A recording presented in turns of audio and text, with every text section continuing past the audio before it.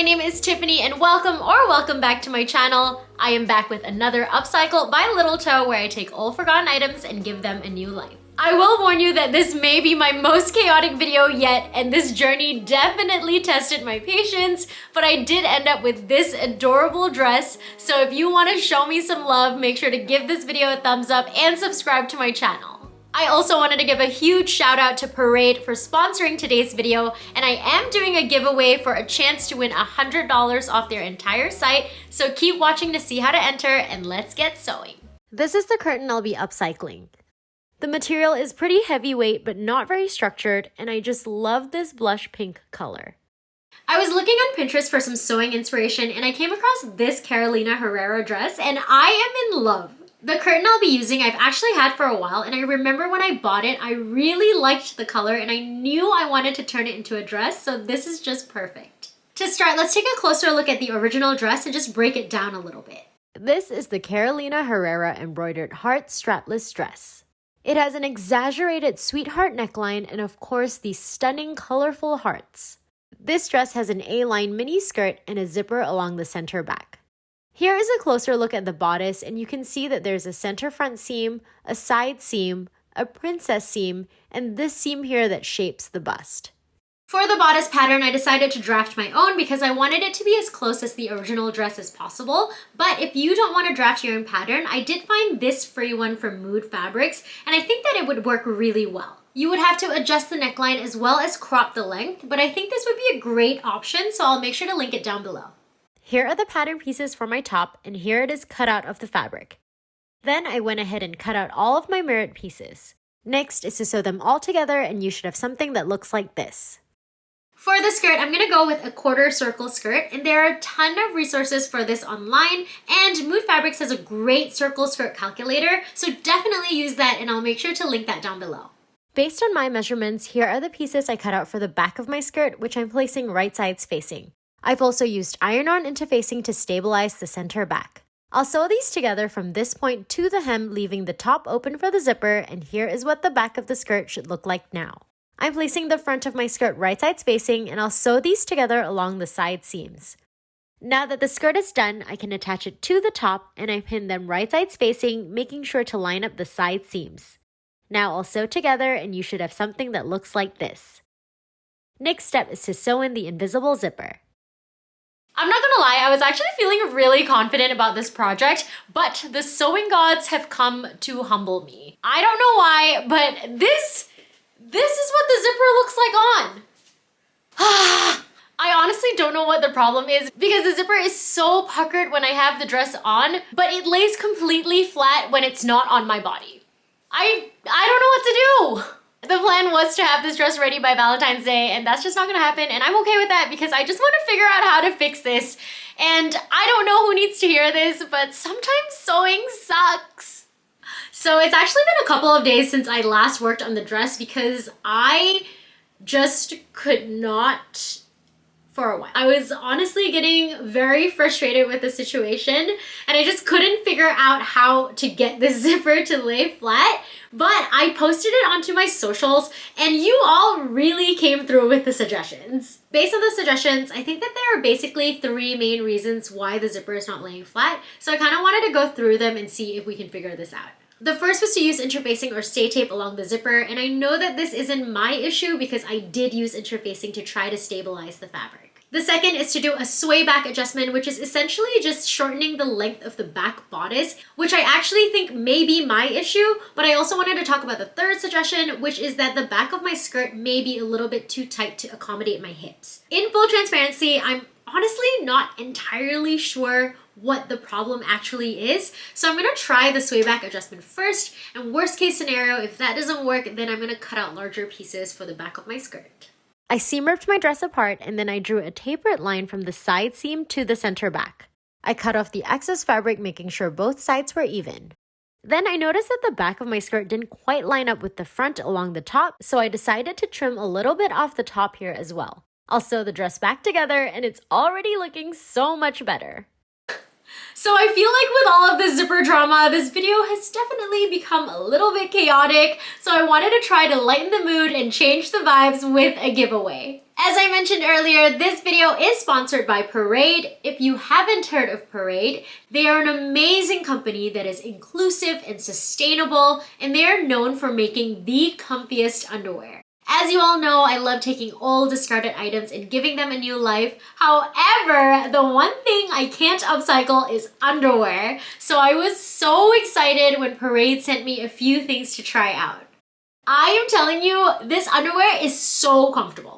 Like, even the thongs are comfortable. I'm actually wearing their silky mesh high-rise board short now, and I love that it gives me full coverage, especially when I'm wearing a dress, and more importantly, there is not a panty line in sight. Also, this packaging is compostable. How cool is that?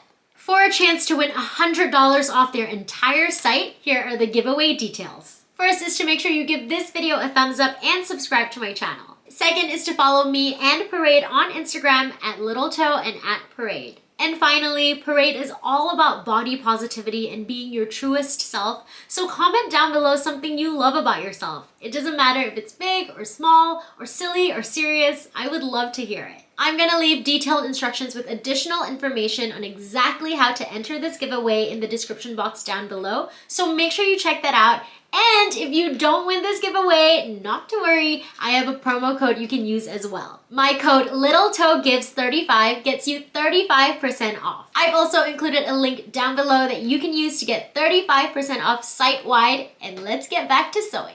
Moving on to the lining, I'm going to use the same pattern as before to make my bodice lining using this thrifted fabric. Fun fact, this fabric was produced in 1986. So cool.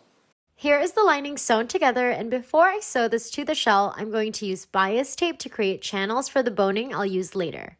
I'll sew the bias tape to all of these seams, and you should have something that looks like this. Now I'm placing my shell and lining pieces right sides facing. I'll sew together along the top, and you should have something that looks like this. You can see here that I've also clipped notches in the seam allowance to help everything lay nice and flat when I turn it over to the right side.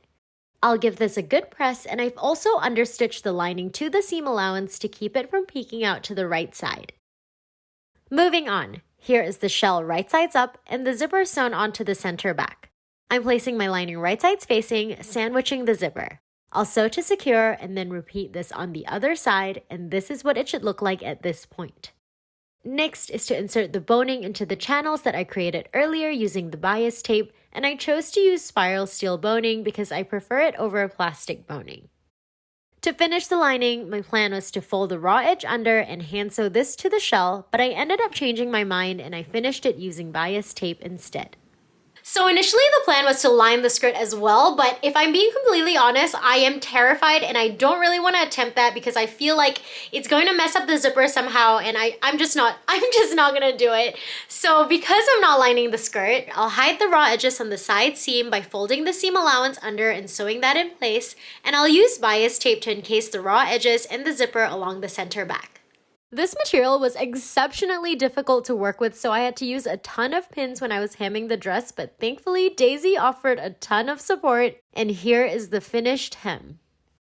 Now that the dress is finally done, it is time for the fun part, which is making the cute hearts. I was planning on making the colorful hearts that were on the original dress, but I came across the white version of this dress, and I am in love with these gold and pearl hearts. I actually posted a poll on my socials, and so many people said to make my version with the gold and pearl hearts, and I'm so glad that they did because I was definitely heavily leaning towards that. To make my version of the hearts, I'm using gold iron-on vinyl, half-round flat back pearls, E6000, and this mini iron. I used my Cricut to cut out my hearts, and I went with 3 different sizes. Then I positioned my hearts on my top and then ironed them in place. This did take a little bit of time, and I would just say to be patient and be careful that you're not holding your iron in one spot for too long. For the skirt, I realized it was easier for me to lay my skirt out flat so I could see exactly where I was positioning the hearts, and once I was happy with how everything was looking, I went ahead and ironed the rest of my hearts on. I really liked working with this mini iron. Because of the small surface area, I could see exactly what I was doing. I decided to use my Cricut for this, but you can definitely do this even if you don't have one. I would just print out a few different sized heart templates and then trace it out. For the pearls, I really didn't have a plan. I wanted it to look like the hearts on the Carolina Herrera dress, but I also wanted to make it my own, so I kind of just experimented with the design and I just mixed and matched the different sized pearls. I used the E6000 to adhere the pearls to the hearts, and while this process was a little bit tedious, I put on a podcast and I ended up really enjoying it. I made all of my hearts slightly different, but I'm so happy with how it turned out, and this is what the dress looks like on. To say this dress is a labor of love is an understatement.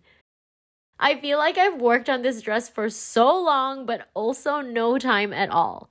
But even with all of the ups and downs, I really love how this turned out. I think this dress is so cute, and now I want to put iron-on hearts on all of my clothes. I hope you all enjoyed this video, even though it was a little bit rough and was definitely a challenge for me. But if you did like it, make sure to give it a thumbs up and subscribe to my channel. I'm going to be posting more photos of this dress on Instagram, so make sure you're following me there. And don't forget to follow our amazing sponsor, Parade, as well. Make sure to comment down below your thoughts about this dress and for a chance to enter this giveaway. And as always, thank you so much for watching.